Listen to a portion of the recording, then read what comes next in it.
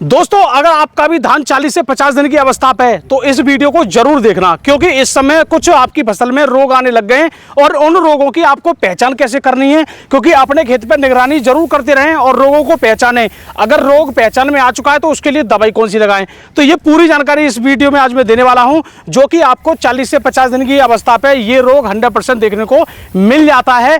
किसी खेत में आपको कम दिखेगा, किसी खेत में ज्यादा दिखेगा, लेकिन इसमें कुछ किसान कुछ बड़ी गलती भी कर देते हैं जिसके कारण रोग बहुत बड़ी मात्रा में फैलना शुरू हो जाता है। तो दोस्तों, सबसे बड़ी बात यही है कि आप जो लगातार सपोर्ट कर रहे हो रियल टेक फार्मिंग चैनल को, इसके लिए आपका बहुत बहुत धन्यवाद। तो सबसे बड़ी बात करेंगे यहाँ पे जो इस समय रोग देखने को मिल रहा है 40 से 50 दिन की अवस्था पे, तो इस रोग का नाम है शीत ब्लाइट। अब शीत ब्लाइट रोग का कारण क्या होता है? देखिए, शीत ब्लाइट रोग होता है जो आपके जो धान होता है उसके बिल्कुल नीचे से ऊपर की तरफ चलता है।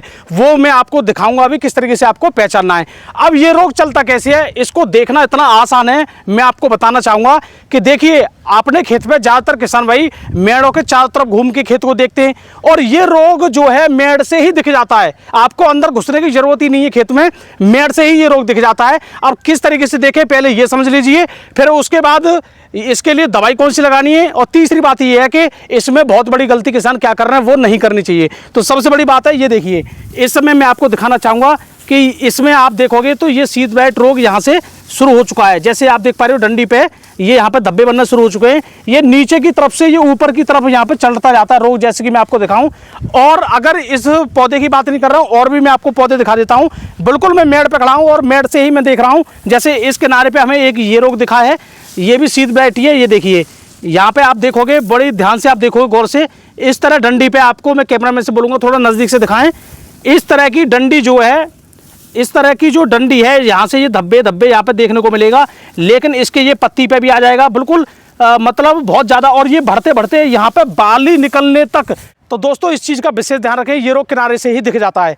अब इसमें कंडीशन क्या होती है, इसके लिए दवाई अभी बताऊंगा। कंडीशन समझिए, बहुत बड़ी गलती क्या करते हैं किसान, जैसे ये रोग दिखता है उस समय हमारे किसान भाई क्या करते हैं कि अपनी खेती में लगभग कुछ किसान 40 दिन की अवस्था पे भी यूरिया खाद देने लग जाते हैं, क्योंकि उनको लगता है कि अगर इसमें हम यूरिया दे दें तो जो पीछे से और फुटाव आ रहा है वो भी ऊपर आ जाएगा। लेकिन यहाँ पे एक बहुत बड़ी गलती ये भी हो जाती है कि अगर आपके खेत में 40 दिन पे ये रोग आ गया, मैंने पहले बोला 40 से 50 दिन पे आता है टेम्परेचर को देखकर, कभी ये लेट हो जाता है कभी जल्दी, वो टेम्परेचर के अप डाउन की वजह से ये देखने को मिलता है।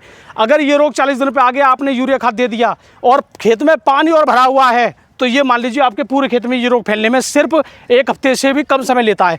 दूसरी बात, इससे एक और सबसे खतरनाक बात क्या है, अगर आपके खेत में ये रोग आ गया और पूरे खेत में आपके में रोग फैल गया और पड़ोसी जो किसान है आपके, उसने कोई दवाई नहीं लगाई है, ना आपने दवाई लगाई है, और बारिश खूब पड़ रही है, एक दूसरे खेत का पानी एक इधर उधर जा रहा है, तो तुम आपके खेत में भी रोग आएगा और उनके पड़ोसी के में भी रोग आएगा ही आएगा, कोई रोकने वाला नहीं है। इससे हानि क्या होती है, अब ये सुन लीजिए। इससे हानि ये होती है, जब आपकी बात निकलती है तो ये रोग धीरे धीरे इतना प्रकोप ले लेता है, इतना बहुत बड़ा प्रचंड रूप ले लेता है कि बाली तक पहुंच जाता है। तो ये गोब यानी बाली जो निकलती है आपकी, उसको निकलने नहीं देता, वहीं की वहीं इसको ऐंठ देता है, जिससे बालियों में बहुत बड़ी दिक्कत आती है, वजन नहीं बनता है, ना उसमें दाने लंबे होते हैं, ना कुछ होता है, मतलब बहुत बड़ी प्रॉब्लम आती है। इसके द्वारा एक खेत लगभग 2022 में देखा गया था कि उस खेत में लगभग 40% जो समस्या थी वो शीत ब्लाइट रोग की वजह से खेत खत्म हो गया था, 40% नुकसान हुआ था। अब दोस्तों, बात कर लेते हैं इसके थोड़े समाधान के बारे में। तो देखिए, अगर ये रोग आपको थोड़ा सा भी दिख जाए या ज़्यादा भी दिख जाए, कोई दिक्कत नहीं है, इसके लिए बहुत बेहतरीन दवाइयाँ बाजार में। इसमें आपको लेना है किसान भाइयों हेक्साकोनाजोल, ये एक टेक्निकल आता है, फंगीसाइड है, इसको आपको लगाना इसमें ज़रूरी है।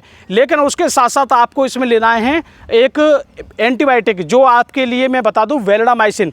इन दोनों को कॉम्बिनेशन को आप लगा दीजिए। अब हेक्साकोनाजोल कई तरीके के आते हैं, जैसे कि आपकी जेयू कंपनी की आती है राहत, या आपकी टाटा कंपनी की आती है एपिक। इसको टेक्निकल यही लेना है हेक्साकोनाजोल, और दूसरा टेक्निकल लेना है वेलिडामाइसिन 3% L, इसमें ये चीज़ आपको लगानी है।